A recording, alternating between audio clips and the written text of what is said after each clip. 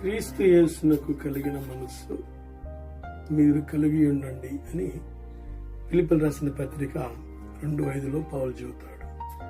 యేసుక్రీస్తునకు ఎలాంటి మనసు ఉందో మీకు అందరికీ తెలుసు కదా.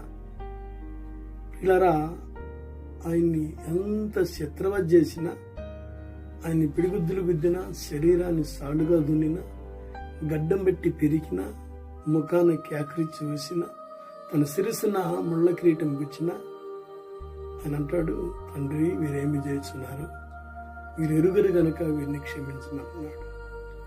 ఆయన క్షమించి మనల్ని అంటాడు కదా, మనల్ని క్షమించాలని కోరుకుంటున్నాడు. కనుక ఆయన లాంటి మనసు ఎవరైతే కలిగి ఉంటారో వారి జీవితం అనేక రీతులుగా అభివృద్ధి పొందిద్దని ప్రభు నమ్మకం చేస్తుంది. నేనంటాను, ఇది నాన్న, ఆయన లాంటి మనసు నీకుందా?